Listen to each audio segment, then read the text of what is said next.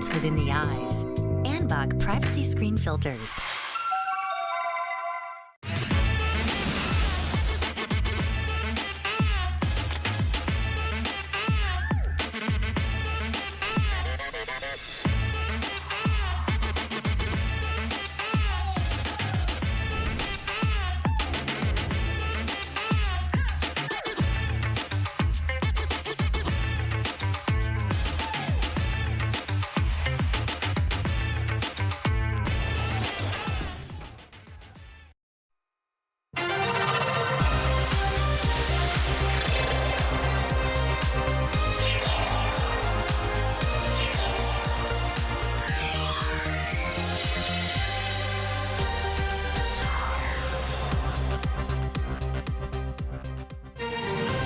In our headlines on this Wednesday, November 20th, here in South Korea.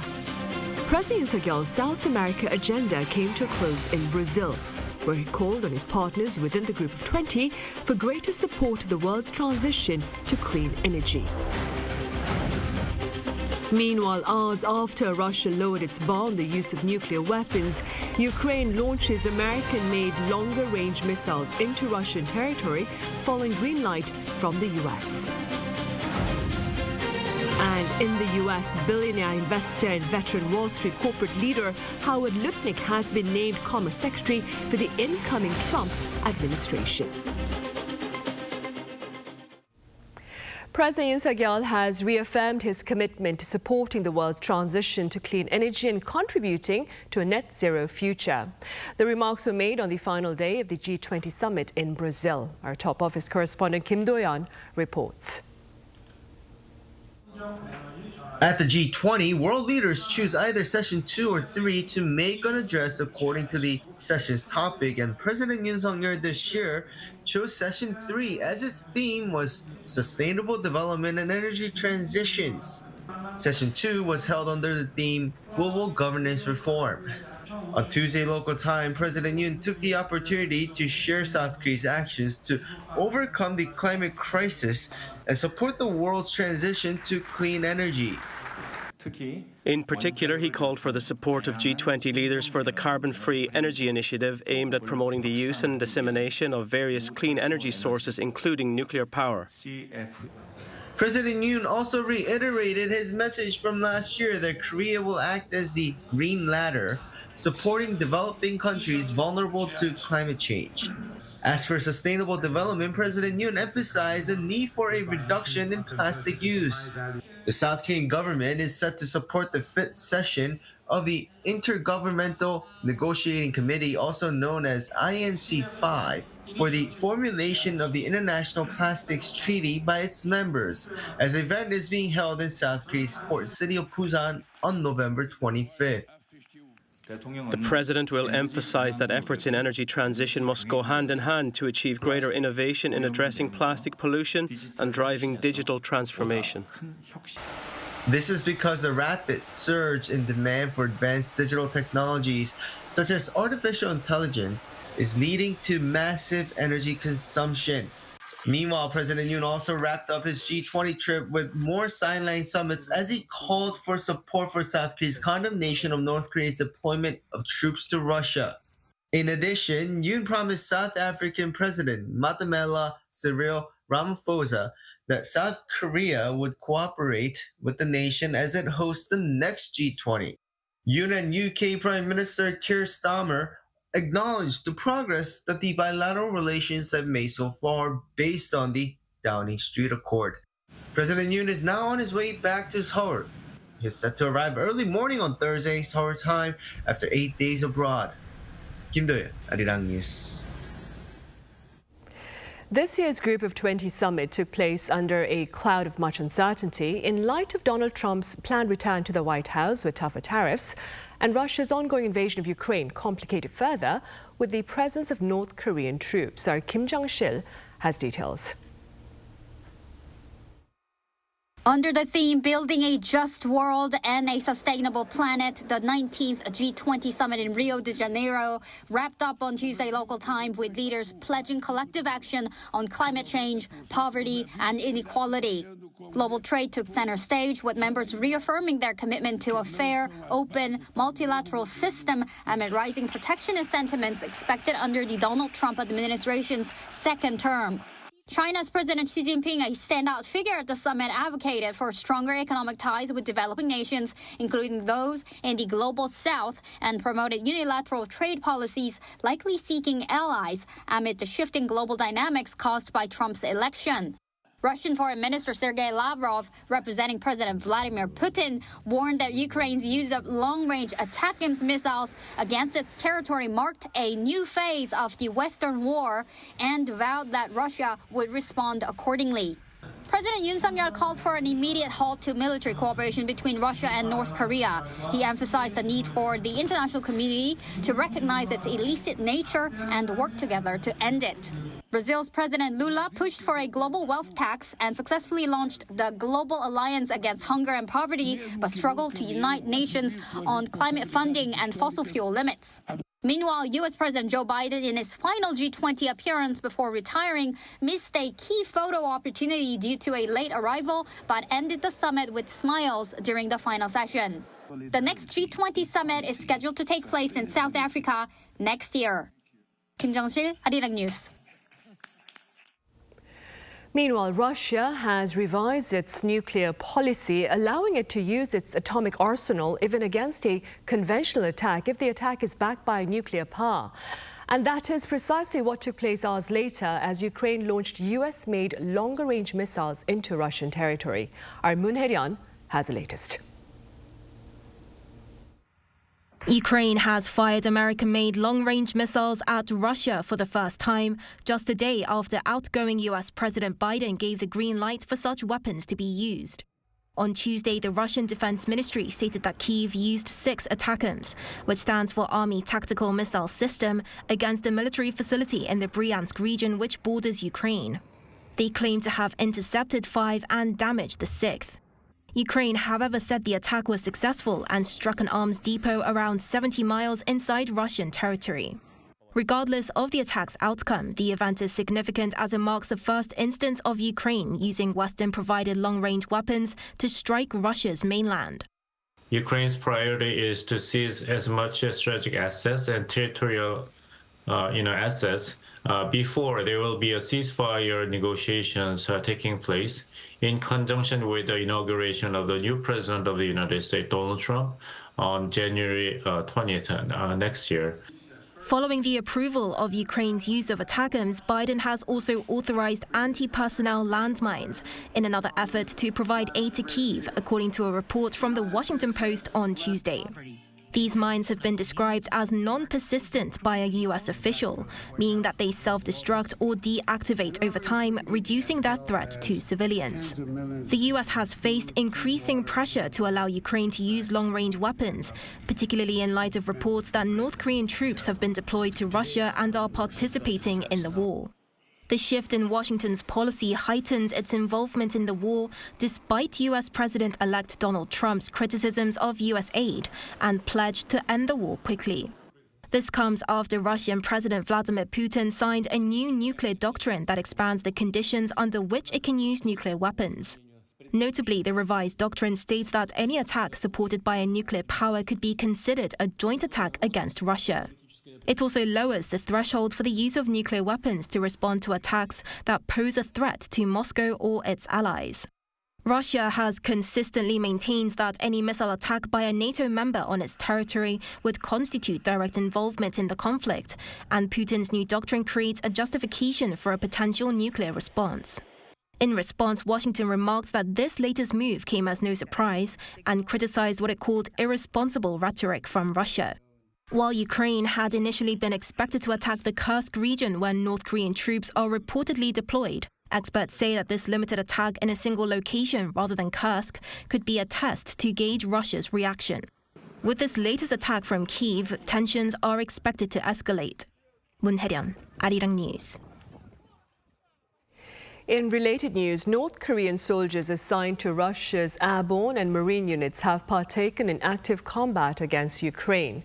Now, this information was shared by South Korea's National Intelligence Service on this Wednesday during its briefing to the Parliamentary Intelligence Committee. The agency also confirmed that Pyongyang had additionally exported howitzers and multiple rocket launchers to Moscow. Regarding North Korean Foreign Minister Choi Sun-il's trip to Russia earlier this month, the agency said it believed Choi had engaged in sensitive discussions with Russian President Vladimir Putin and that North Korean leader Kim Jong-un might make another visit to Russia following his trip there last year.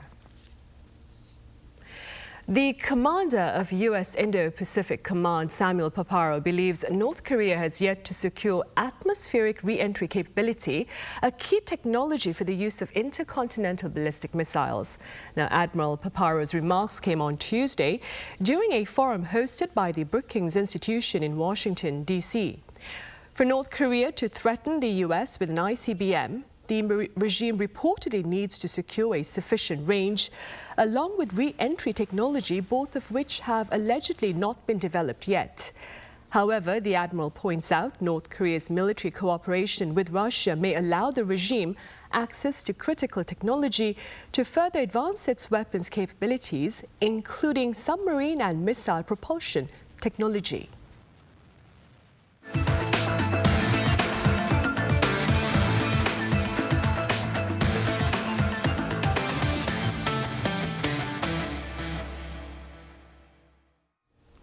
Over in the U.S., billionaire investor and veteran Wall Street corporate leader Howard Lutnick has been named Commerce Secretary for the incoming Trump administration.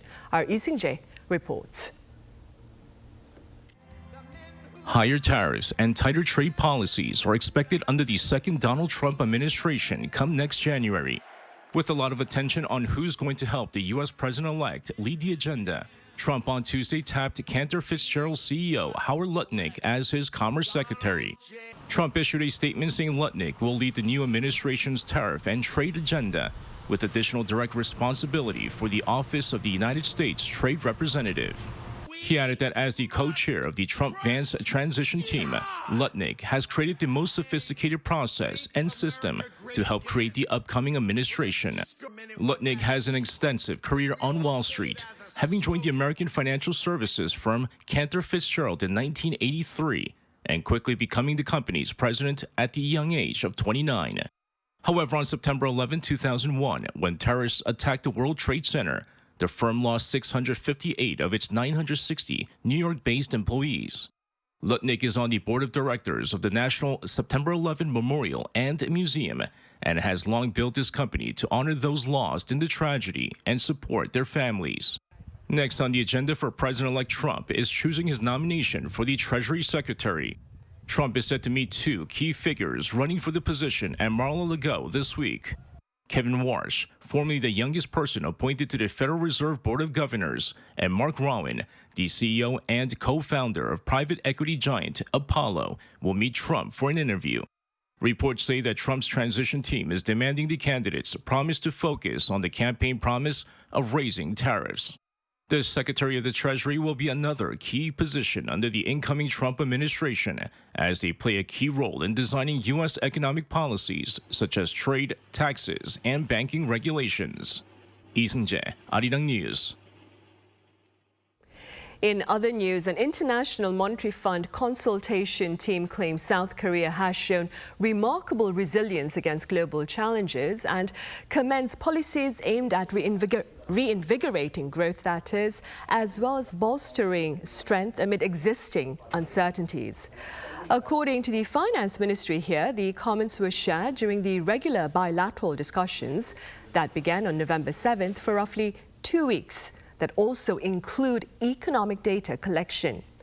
The IMF mission team forecasts that the Korean economy would expand 2% next year and that inflation would hover around the target of 2% for the time being. The team also called for greater efforts to deal with the shrinking workforce amid Korea's rapidly aging population. Producer prices dropped in October, retreating for the third month in a row. According to the Bank of Korea on this Wednesday, prices were pushed lower by a substantial decline in agricultural product prices, which plunged over 10% on month. The overall producer price index fell 0.1% from September's 119.16. On year, October's index is up 1% given the higher global oil prices. A conference aimed at aligning global efforts in the management of human resources and public services took place here in Seoul as regional countries look to South Korea for its related strategy. Our political correspondent Shin Ha-young has more. The administrative environment is becoming more complex, partially due to rising retirement rates in the public workforce sector amid aging populations. While this creates opportunities to bring in new talent, it also poses a recruitment challenge for governments to make public service attractive. That's according to Yoon Blundell, head of the Public Management and Budgeting Division of the OECD, during the Asia Public Service Network Conference on Wednesday. Under the theme of the future of public service, managing people to transform government, the conference also featured an MPM-OECD joint study report. One of the key takeaways is that there are so many opportunities, so many things that governments can do beyond simply looking at salaries to improve the attraction and retention of their employees. And I think it's in a really exciting position to be able to do a whole range of things that change the way that public servants work and that make them want to work longer and harder for their administration. Regarding the attraction of top talent to the public service sector, Minister of Personnel Management Yoon Won-jung highlighted two key strengths of South Korea. South Korea's strengths lie in its fair and transparent recruitment system and performance-based personnel management. By offering various incentives, we aim to help public officials find satisfaction in their work, grow their expertise, and enhance national competitiveness and government productivity. The Asia Public Service Network was launched by South Korea in the OECD last year as a cooperative mechanism to align efforts in human resources management and has since shared Seoul's best practices with other countries. South Korea and the OECD have been working together to share South Korea's best practices, including its digital human resources management system, with other countries. Starting next year, the National University of Mongolia will introduce a course on Korea's personnel administration. Vietnam, Cambodia, and Mongolia are also interested in benchmarking Korea's recruitment and training systems, and we are supporting these efforts, further expanding international cooperation. Celebrating its 10th anniversary this year, the Ministry of Personnel Management says it aims to bring real changes in the civil service that the public can truly experience. Shin Ha-young, Arirang News. Elon Musk's space company SpaceX's latest test launch of its Starship spacecraft took place in Texas on Tuesday, local time. The Starship, designed for Moon and Mars explorations, underwent its sixth test flight, which was unmanned.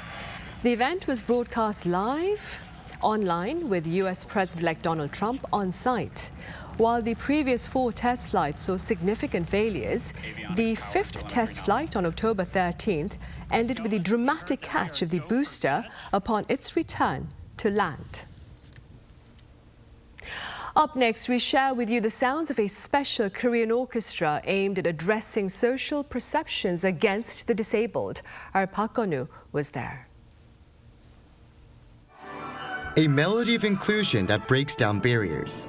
That's the Heart to Heart Orchestra, a South Korean orchestra made up of individuals with developmental disabilities.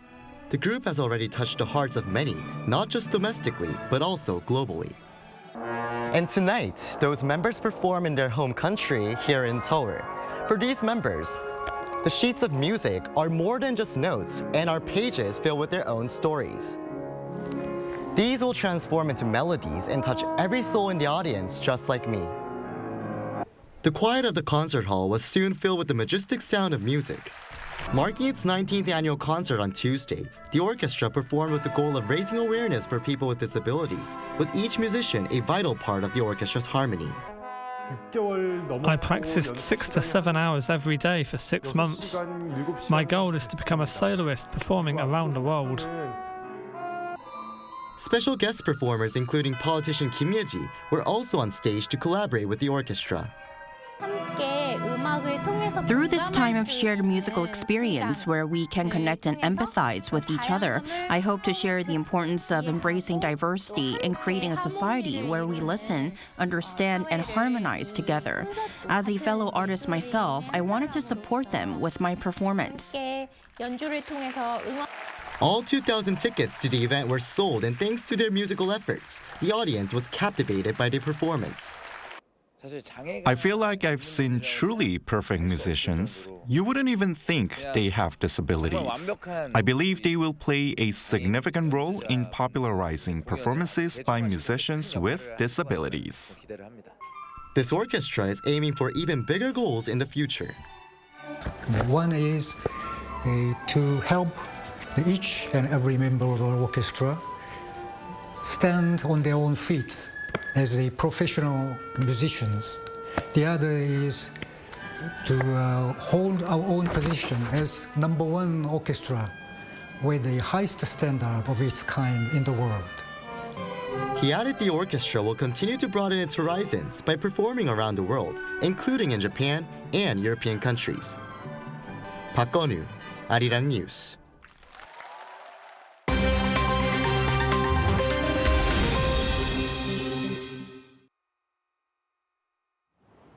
This is The World Now, bringing you the latest stories from around the globe.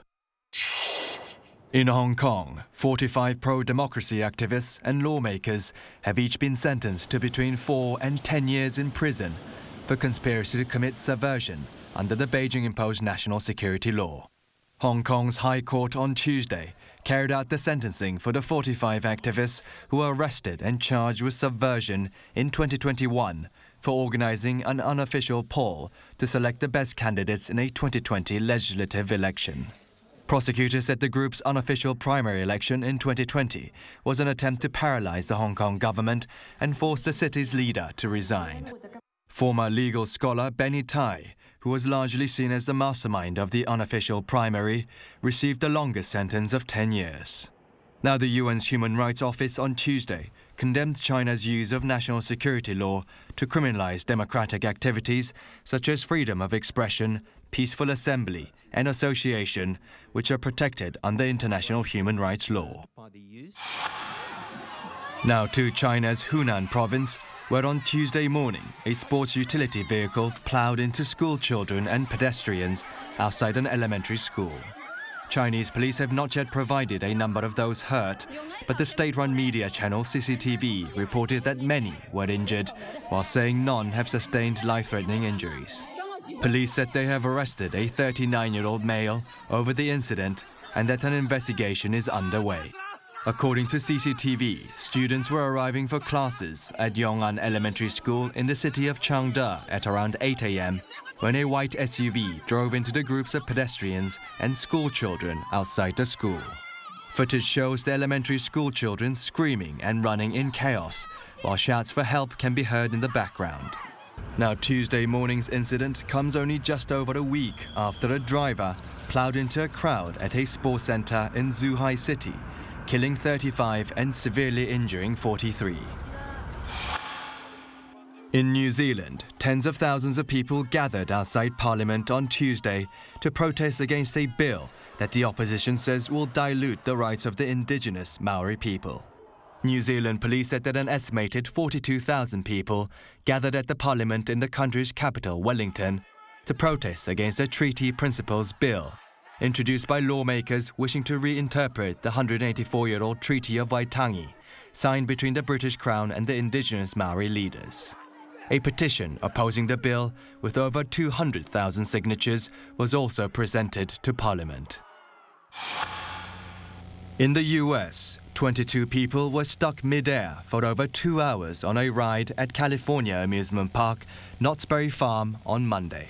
A statement from park officials said the Seoul spin ride had experienced technical difficulties, which stopped it mid-cycle at around 2 p.m. local time, leaving 22 people stuck until they were rescued at 4:30 p.m. No serious injuries were reported, but 2 guests were transported to a hospital out of an abundance of caution. Kim Xiang, Arirang News.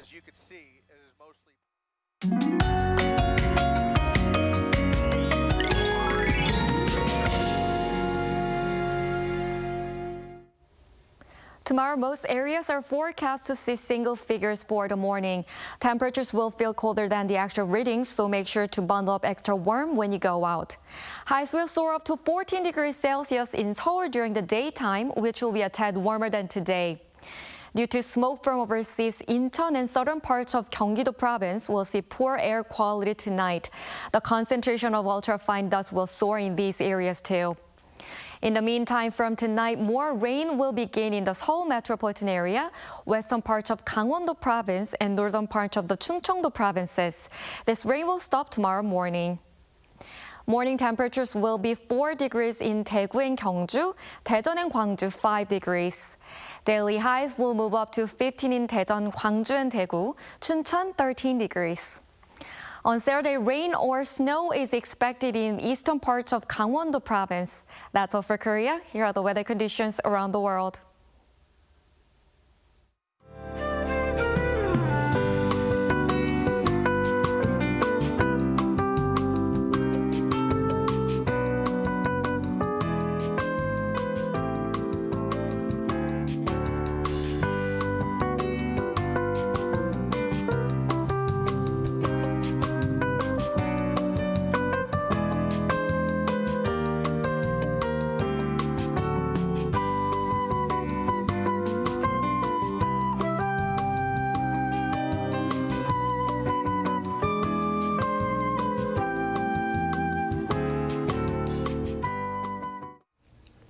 Those are the headlines at this hour here in South Korea. Coming up next is our daily panel session, and today we address the G20 summit.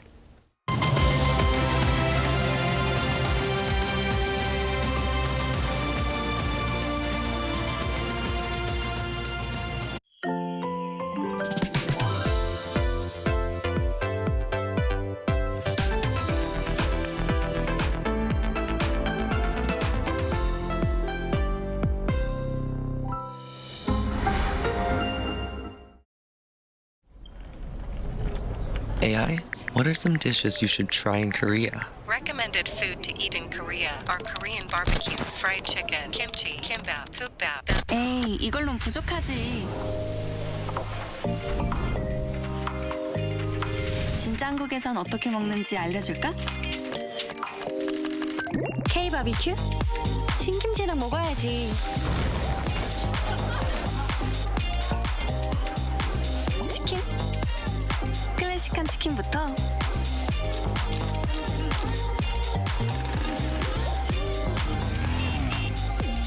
한강뷰 치킨까지.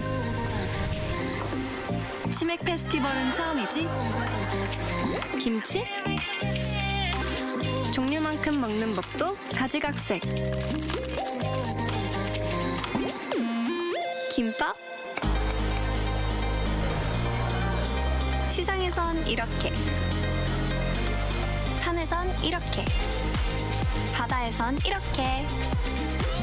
국밥? 취향 따라, 입맛 따라. 마무리까지 완벽하게.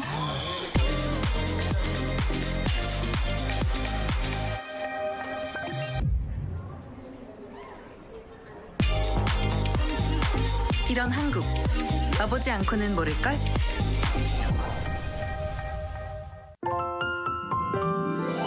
Hi, Chef Ryan here. Today we're going to make kimjang kimchi or winter kimchi.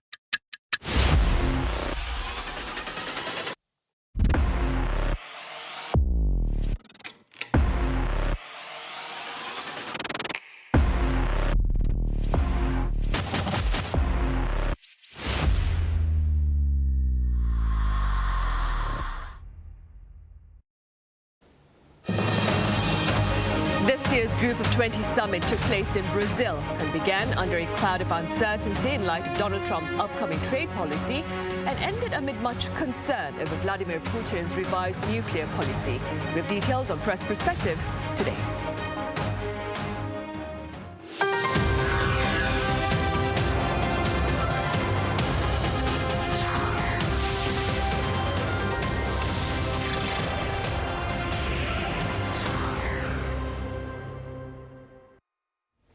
Hello and welcome to Wednesday's edition of Press Perspective for November 20th here in South Korea. I'm Min Sun-hee.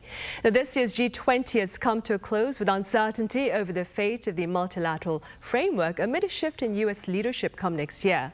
For more, I have Célio Fioretti, a correspondent for French daily Le Croix. Célio, welcome back. Glad to be here.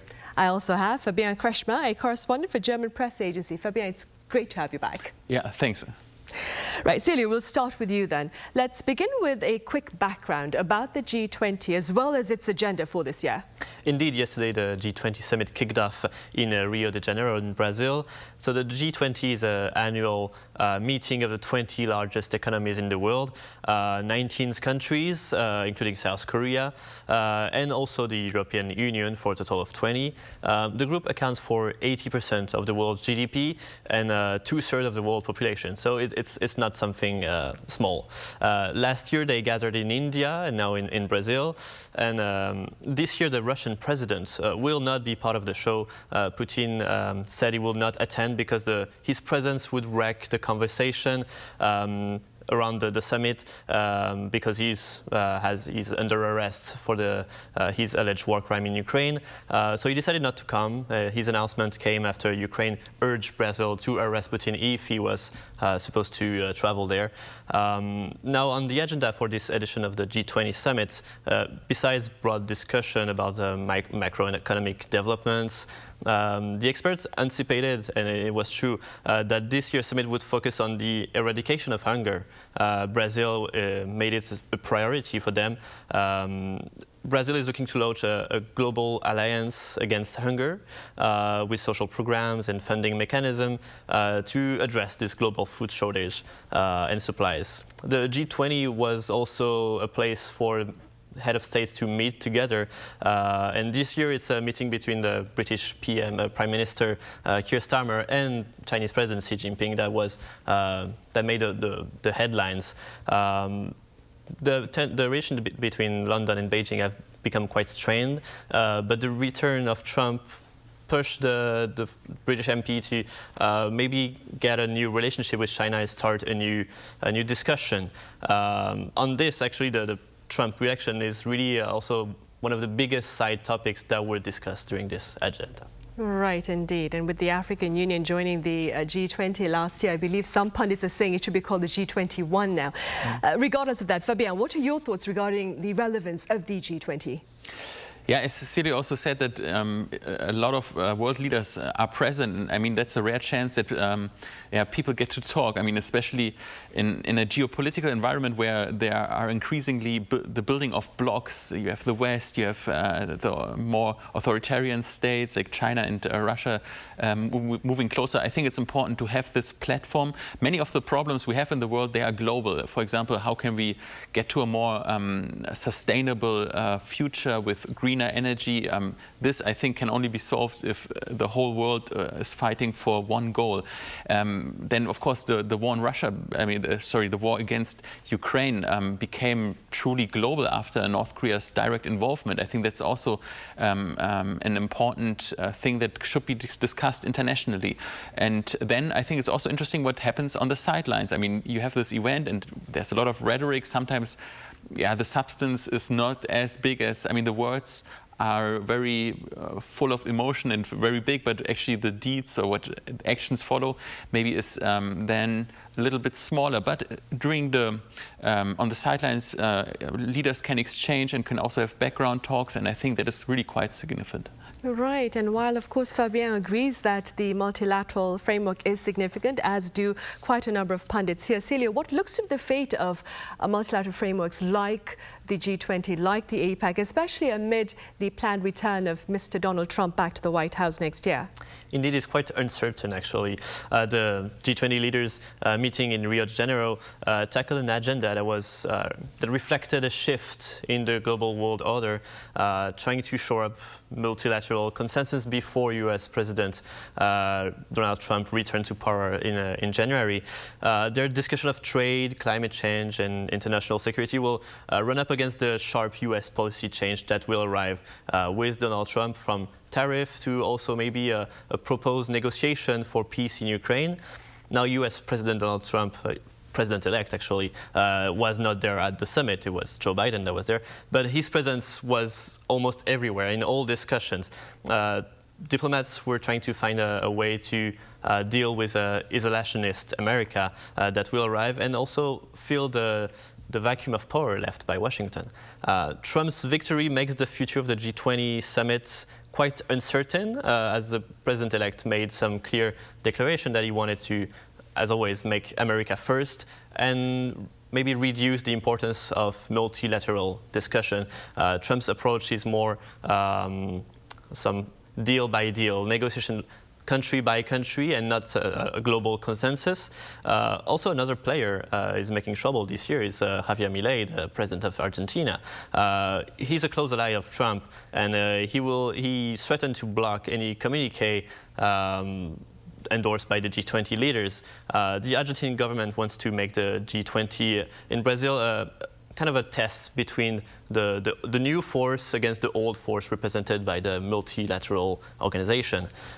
What is appearing, and as Fabian said, it's really some blocks are forming, and we can see, I think, 4 blocks emerging. The US on its own, other G7 countries, mostly European, but also with South Korea on the board, promoting a more multilateral approach as it was before.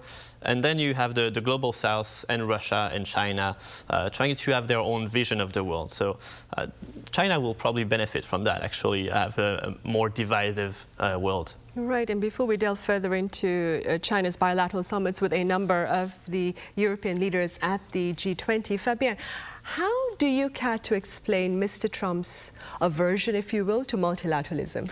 Yeah, that's really interesting. I think the key is, if you look at Trump's personality and what has shaped him also in his biography, I can tell you an anecdote. Here in Seoul, I like to visit secondhand bookstores, and recently I stumbled upon a copy really from the 1980s of Donald Trump's The Art of the Deal. That was a book that he published about his everyday life as a business tycoon. And when you read that, it's really astonishing into his psyche. I mean, his life is all about making deals. Who's the more powerful? Who's the more stronger?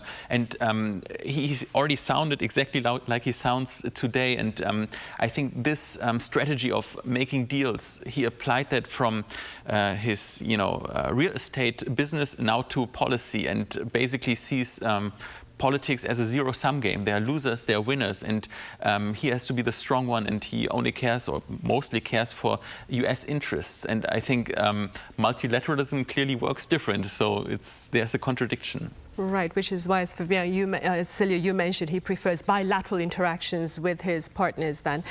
Celia, like you said, Brazil, the G20 in Brazil this year launched the Alliance Against Hunger across the world. And President Yoon, for his part, also delivered a speech highlighting the need for a fundamental solution to global hunger. Keeping in mind Korea's experience in the past, how can the country better support global efforts to eradicate hunger, do you think? Indeed, Korea has some first-hand experience and fresh experience about hunger. Today, South Korea ranks 32nd alongside Australia on the Global Food Index. This is due to measures and programs that the government developed to prevent malnutrition in the country. But 50 years ago, Korea was in dire state and was the most impoverished country in the world. Then the miracle on River Han happened, and South Korea went from receiving food assistance to providing some. Currently, it's one of the 20 strongest donors in World Food Program. Korea has successfully transitioned from this impoverished situation to one of the wealthiest countries in the world. Korea is already investing a lot, actually, in the global effort against hunger. The African Rice Belt was recently launched to help develop African country, farming technology, and provide them assistance in the culture of rice. The Korean International Cooperation Agency has branches all over the world and making such program in Asia, America, Africa. Also, what is interesting for me is how Korea turned one of its weakness into a strength. Korea is a rather small country with a lot of mountains, so it's not the perfect place for agriculture. Knowing that, they try to develop more smart farmings and new technology that can be useful to send through some partnerships to other countries to give technological edge on farmings to places that will require those technology if the soil is not the perfect for that. So I think that's one way Korea can really work to fight global hunger. Right. Fabien, let's focus now on Europe's interaction with our neighbor China. Now, on the sidelines of the G20 summit, German Chancellor Olaf Scholz sat down with his Chinese counterpart Xi Jinping. What were some of your takeaways from that bilateral meeting? Well, there's basically only one topic that the German public really cared about, and that's China's role, or China's relationship with Russia and China's role towards the war in Ukraine. So we know that China is supplying Russia with dual-use products. Those products can be used in a civil way, but also by military. But now it was the first time that the German government said, we assume that China is helping to produce Russian drones that are used in the battlefield. That is quite a statement. And German Chancellor Olaf Scholz directly said that in strong words. We cannot and we won't accept that. So what does it mean? I mean, will Germany impose sanctions against China? I mean, that would be a huge step. You know that Germany and China are very big trading partners. German businesses, especially the car businesses, they are suffering now, but the last 20, 30 years, they really made a lot of profits on in the Chinese market. Vice versa, also Chinese companies export a lot to Germany. So there's a lot really or a lot at stake, let me say like this. And I would say right now it's alarming to what degree the relationship between China and Germany have actually decreased. Right, I see. Now, concerns regarding Ukraine were also raised by French President Emmanuel Macron during his bilateral meeting with Chinese President Xi Jinping. What is your assessment of their talks? Well, French President Emmanuel Macron met Chinese leader Xi Jinping on Tuesday, and he shared the desire for a durable peace in Ukraine. Macron made the comments at the start of the bilateral discussion on the summit sidelines, and he insisted that France and China have convergence of views on the conflict. Macron in May hosted a visit by the Chinese leader in Paris. Both heads of states have been holding numerous bilateral summits, but it was not great so far. Overall, Macron has a bad relationship with Xi Jinping. There was no real gain at the end of the previous meeting in May, and during his previous trip to Beijing, Emmanuel Macron made some comments that really provoked a diplomatic crisis amongst the French allies. While the G20 summit comments are nice and polite, it seems to be more of a diplomatic formality. This doesn't seem to be a real progress in the discussion about Ukraine, about security. The problem is France doesn't know how to talk to China. The government is split on how to address the Chinese position about the war. Some says China should be like a middleman for the negotiation for peace. At the same time, the government is also accusing China of working with Russia against Ukraine.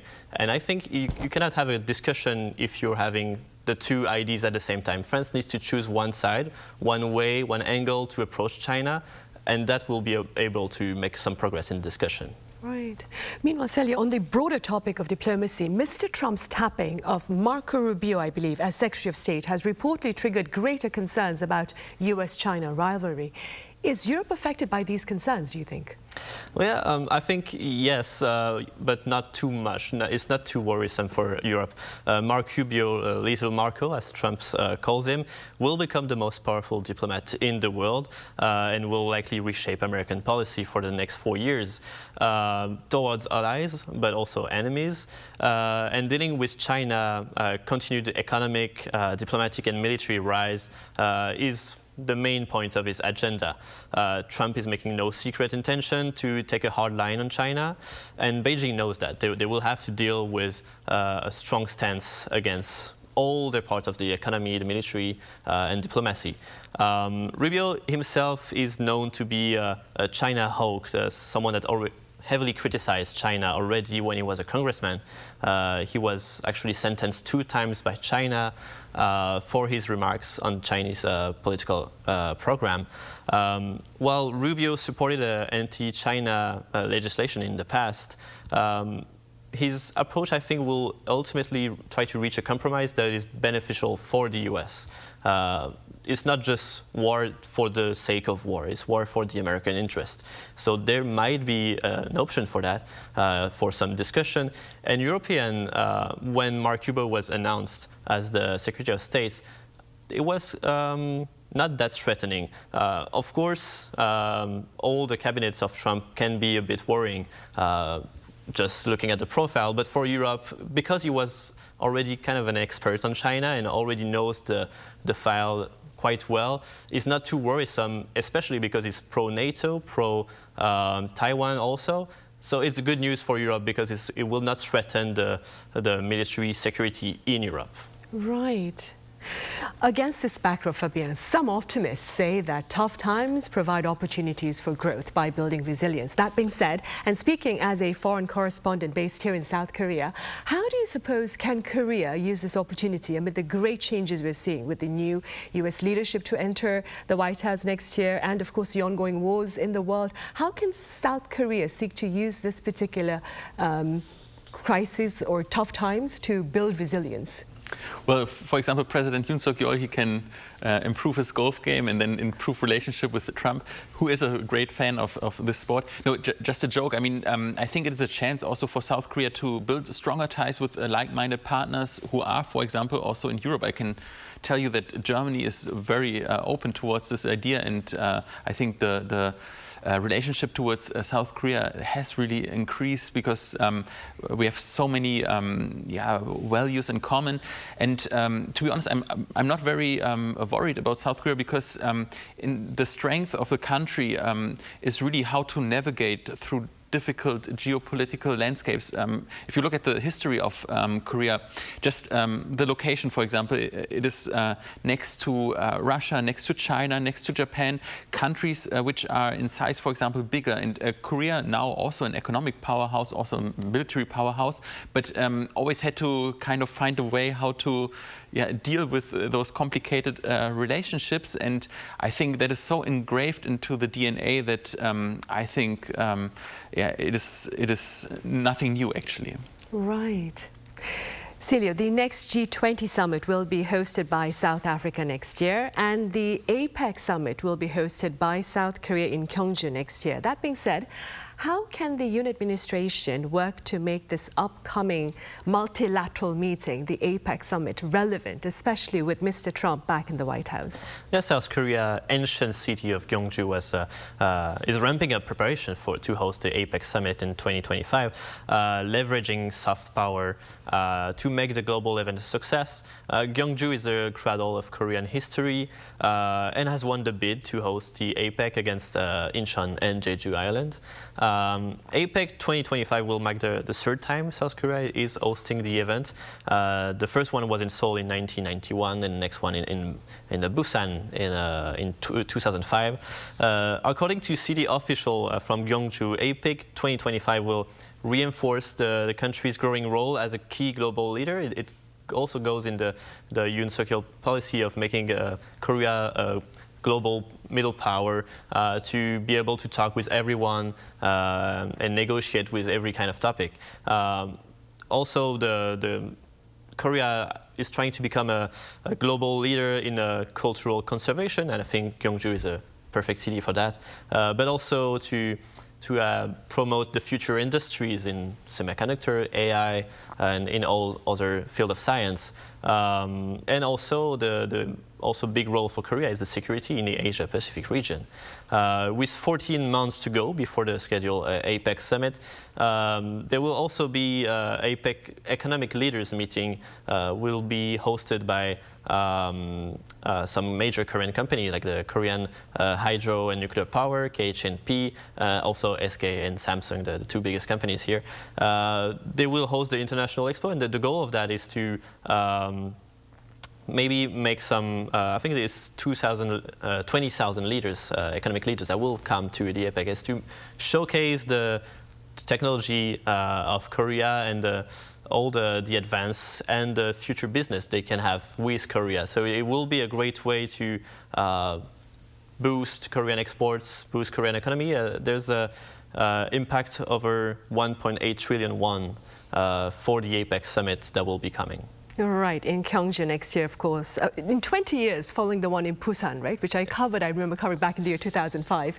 Fabien, is there a way for the countries in Far East Asia here, including, of course, South Korea, China and Japan, as well as countries in Europe, to perhaps work together to navigate the planned tougher tariffs that the Trump administration is planning to impose on its partners? Well, knowing the personality of Trump, I think it will be complicated, and also sometimes even if you have a rational conversation with him, it's difficult, almost impossible to convince him or persuade him about different ideas. But yeah, I wish that especially here in East Asia there would be more solidarity among the countries and more working together, especially when you mentioned Japan, South Korea, Taiwan. I mean, there's a lot of common interests, and sometimes I'm shocked that actually, despite all the countries being to a certain degree in a similar situation, I would say the exchange could be better, or could be higher, could be increased. There were some efforts by President Yoon to a new engagement with Japan, a new friendship, but that was more a political thing. I would say that among the populations, I think there could be still more also exchange, and economically that would be, of course, also beneficial. I mean, we see that in Europe, how through the European Union, our countries and also economies have grown together, and also beyond the economy, it has a lot of benefits. I mean, if you look at my home country and Celio's home country, I remember, for example, when my father told me about his youth, there were still some animosities because, I mean, Germany, you know, the dark past, and he was viewed a little bit suspicious. And now, I mean, there's so much exchange between French youth and German youth, and we learn each other's languages, etc. So I think that's the way to go to really grow together. All right, multilateralism then, all the way. All right, Fabien, as always, thank you so much for your time and your thoughts. And Celio, thank you very much for your insights. Right, well, that ends this edition of Press Perspective. Thank you for watching. Be sure to join us again tomorrow, same time.